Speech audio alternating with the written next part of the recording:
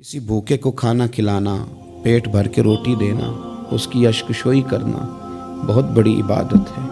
मेरे नबी पाक सल्लल्लाहु ताला अलैहि वसल्लम ने फरमाया, क़यामत के दिन अल्लाह तबारक व तआला फ़ुक़रा से फरमाएगा कि उठो, जिसने तुम्हें खाना खिलाया था उसका बाजू पकड़ के जन्नत में ले जाओ,